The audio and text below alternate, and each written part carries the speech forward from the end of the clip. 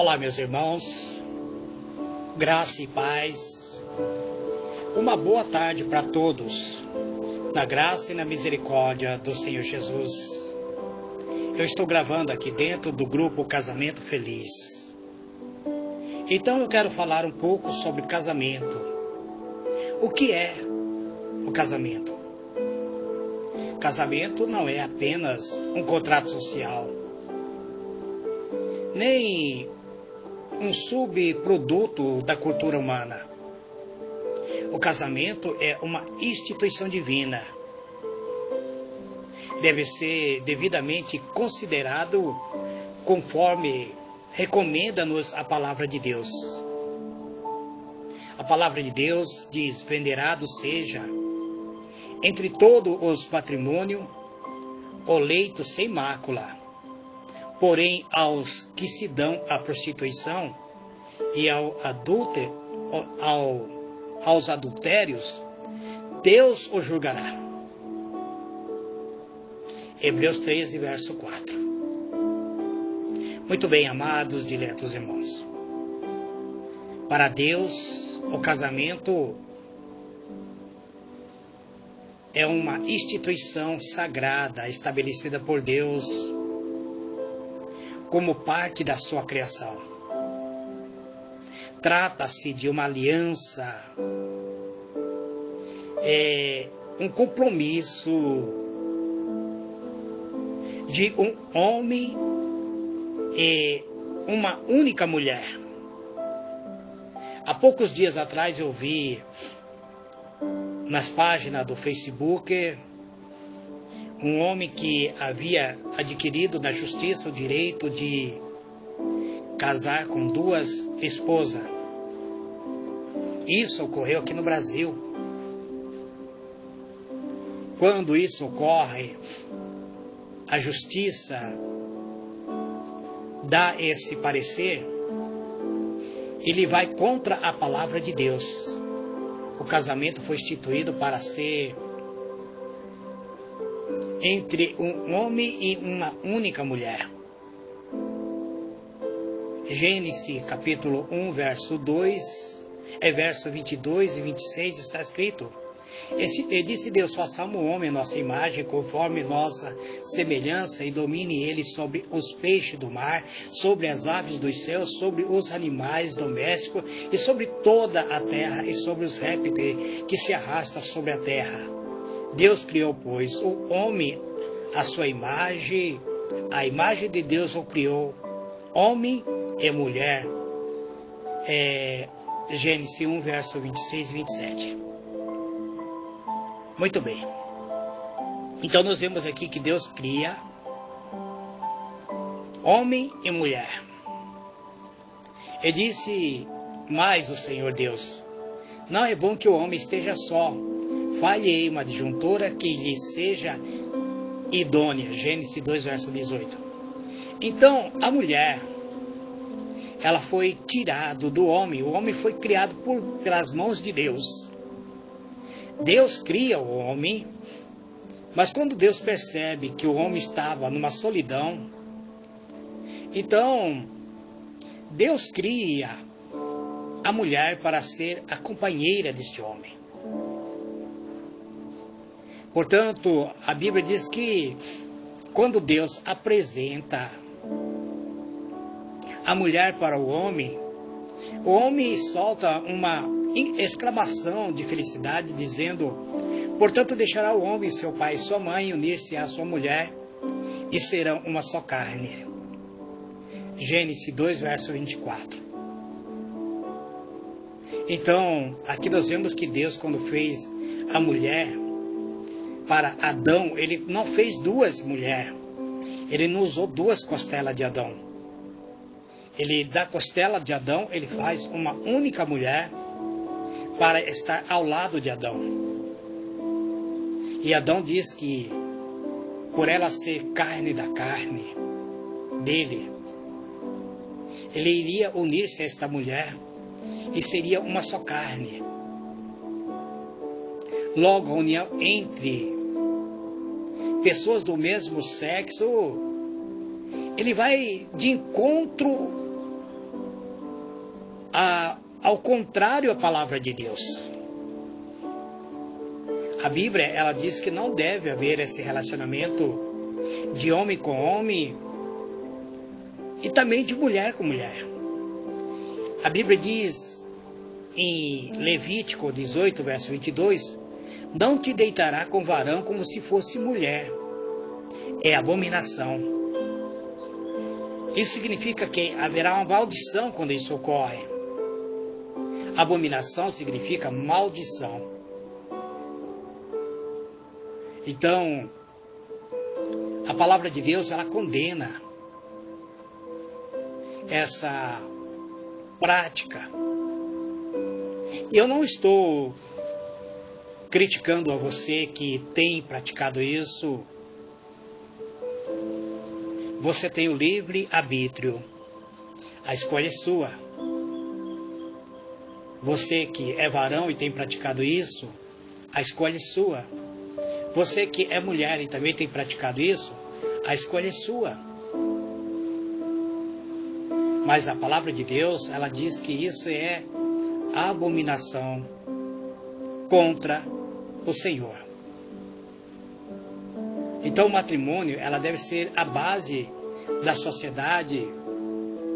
Ela é uma ordenança bíblica. Ela não pode ser dissolvida.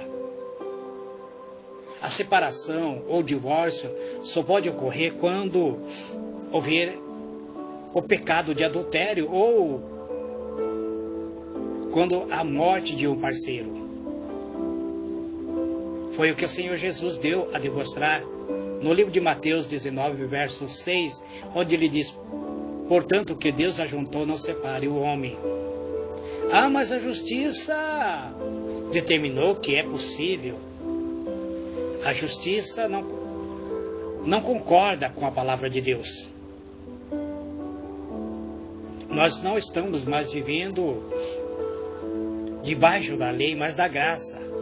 Devemos respeitar a lei. Como pode haver, então, o divórcio? Quando houver traição de uma das partes do cônjuge, ou quando houver, inclusive, alguma agressão física. Pode haver, porque a Bíblia diz que aquele que se torna agressor, ele é filho de Belial. E a Bíblia diz que como pode haver concordância entre as trevas e a luz. Então, existem algumas lacunas que pode ser utilizado para haver esse divórcio. Mas eu tenho visto pessoas praticando divórcio sem motivo nenhum. Tenho amigos meus que são pastores, porque a sua esposa ficaram gorda, feia, ele decide trocar por uma mais jovem, bela, exuberante, e continua no altar. Também tenho visto pastoras, servas de Deus, que divorciam do seu marido para ter um relacionamento com um homem mais jovem. Mas a Bíblia não dá essa autonomia. Eu, porém, vos digo, quem repudiar sua mulher, não sendo por causa de relações sexuais ilícitas, e casar com outra, comete adultério.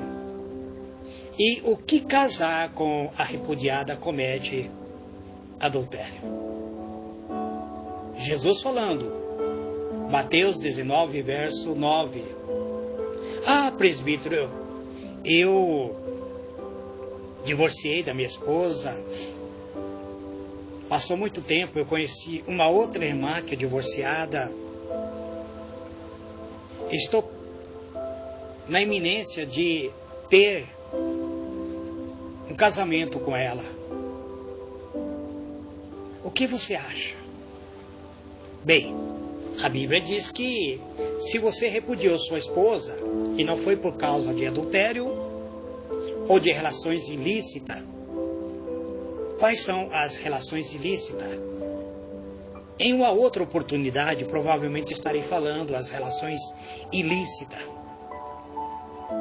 Não é só adultério. Um casamento, ele pode ser dissolvido por causa de uma relação ilícita.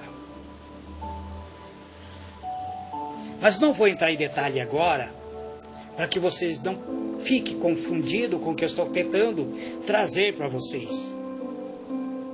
Mas a Bíblia diz que se não for por causa de uma relação sexual ilícita, e esse homem casar com outra, ele comete adultério. Ah, tá. Aí ele separou da esposa e a esposa conheceu um outro homem. E ela resolveu casar com outro homem. Quem está em adultério também, essa mulher que casou, ela vai praticar adultério. E o marido que casou com ela vai estar em adultério. É isso que Jesus está falando. Não é o presbítero Gregório. Veja bem, eu porém vos digo, quem repudiar sua mulher, não sendo por causa de relações sexuais ilícitas, e casar com outra, comete adultério. E o que casar com a repudiada comete adultério.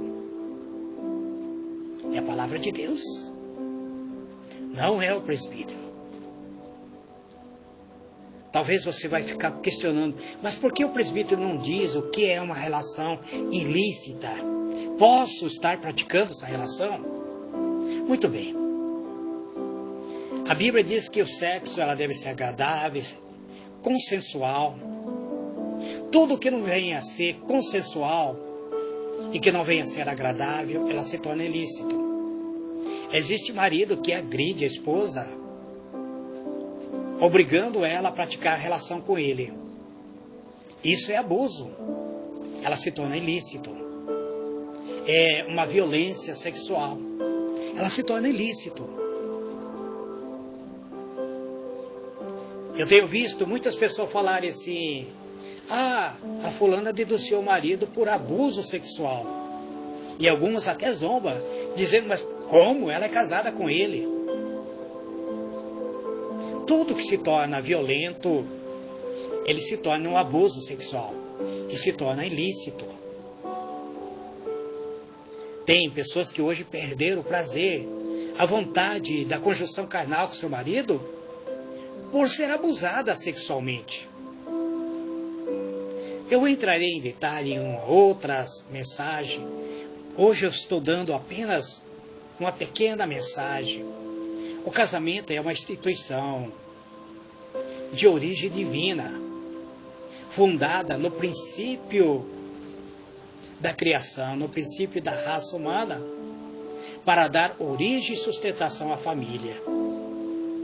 É isso que está em Gênesis 2, versos 22 a 24, e Mateus, capítulo 19, versículo 4 a 6. Quanto ao ato ou o casamento, é um concerto ou uma aliança feito entre pessoas de sexo oposto, diante de Deus, da família e da igreja, de serem marido e mulher enquanto viverem. Isso está em livro de Malaquias 2, verso 14. É uma aliança entre que Deus ele testemunha essa aliança. Vamos analisar o que está escrito em Mateus 19, verso 4 a 6. Respondeu-lhe Jesus: não tenho lido que o Criador os fez desde o princípio, homem e mulher? Alguma versão dirá macho e fêmea, e que ordenou, por isso deixará o homem pai e mãe, e unir-se à sua mulher, e serão os dois uma só carne. Assim já não são mais dois, mas uma só carne. Portanto, o que Deus ajuntou, não o separe o homem. Jesus falando. Mas o juiz determinou que se eu não quero conviver com minha esposa, então eu posso largar dela. Tudo bem, faça isso. Mas se você casar novamente, você estará em adultério. Ah, mas eu sou um pastor, um pregador. Pior ainda. Se você divorciou e não foi por causa de uma relação ilícita,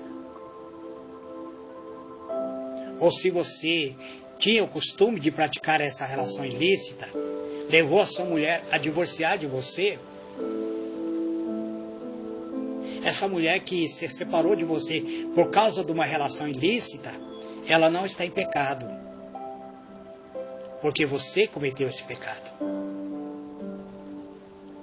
E o que ocorre? A Bíblia diz que devemos nos arrepender. Livro de Malaquias, capítulo 2, verso 14. Todavia perguntai, por quê? Porque o Senhor tem sido testemunha entre ti e a mulher da tua mocidade, para com a qual procedeste deslealmente, sendo ela a tua companheira e a mulher da tua aliança. Muito bem. A Bíblia diz que o homem é o provedor da casa. Ele é a cabeça. Ele sendo provedor, o marido tem a obrigação de trabalhar e trazer o sustento para o seu lar. E se isso não ocorrer, essa relação também está ilícita. E Deus tem dito, aí você diz, mas por que, Senhor? O Senhor não tem me abençoado? Por que a minha vida sentimental tem desandado? Eu já estou entrando no terceiro, no quarto casamento e não sou feliz. Por que, Senhor? Porque o Senhor tem sido testemunho entre ti e a mulher da tua mocidade, para com a qual você procedeu deslealmente, sendo ela a sua companheira, a mulher da tua aliança. A aliança que você fez diante do altar, ela é sagrada para Deus. Então, o casamento ela tem as suas fases de união. E a fase da união dos noivos. O bom casamento é mais do que uma união de corpo. É mais do que uma comunhão plena de duas pessoas por amor. É unir-se à sua mulher, que está em Gênesis 2, verso 24 e Mateus 19, 5.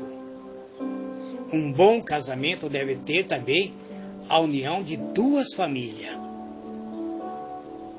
Não há possibilidade de você contrair um matrimônio com a sua esposa e querer impedir ela de visitar o familiar dela. A Bíblia diz, mas a Bíblia diz que eu devo abandonar o pai e mãe. Você deve sair da casa do seu pai e sua mãe para viver uma vida a dois com sua esposa. Mas você não perde a obrigação de filho e ela não perde a obrigação de filha. Então o casamento tem essa fase de união. É um estado digno e deve ser honroso. Isso acha-se também em Salmo 107, verso 41 e em Efésios 5, verso 31. O fato de Jesus comparecer a uma festa de casamento em Canaã da Galileia e ali realizar seu primeiro milagre é muito significativo. Isso dignifica o casamento. Salmo 107, verso 41, está escrito assim: mas levanta da opressão o necessitado para um alto retiro e dá-lhe família como um rebanho. Está compreendendo, amados? Está compreendendo, amada? Deus levanta as pessoas necessitadas para um alto retiro, lhe constitui família. A Bíblia em Efésios 5, verso 31, por isso deixará o homem, seu pai e sua mãe, e se unirá à sua mulher, e serão os dois uma só carne. Está vendo que esse versículo está repetindo 3 vezes? A Bíblia diz que por 3 testemunhos, tudo se confirma nos céus e na terra. Por isso, esse versículo se repete 3 vezes. Se repete, iniciou-se lá em Gênesis, Jesus, depois em Mateus repete, e agora o próprio apóstolo Paulo torna a repetir. O casamento, portanto, é uma mudança de vida. O casamento, como Deus o instituiu, ele não muda e nunca mudará. Isso está em Gênesis 2, verso 24. O casamento, na sua essência, o homem deixará o seu pai, irá sair do lar do seu pai, do abrigo paternal, para constituir um lar, para apegar-se à sua mulher. Agora, os dois agora serão uma só carne. Casar é passar a viver independente do lar paternal. Agora você tem deveres e obrigação com a sua esposa.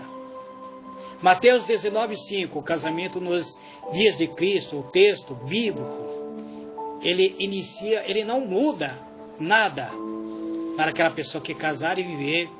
Os dois são agora unidos, são uma só carne.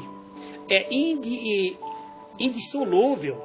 Não há como dissolver o casamento. Em Efésios 5:31, ao olho da igreja do apóstolo Paulo, o casamento nos dias da igreja, o texto bíblico, ele inicia em Gênesis 2, verso 24. E não mudou em Mateus, no sentido de tornar a vir a ser casar, um processo contínuo e dinâmico de adaptação e aperfeiçoamento conjugal. Quando a da criação do ser humano foi de um só Adão, Deus criou os dois, Adão e Eva. No casamento, Deus deu aos dois que viesse unir-se novamente num só corpo. O propósito de Deus para o casamento, algum dos propósitos, é a felicidade geral do casal. A Bíblia diz: bem-aventurado.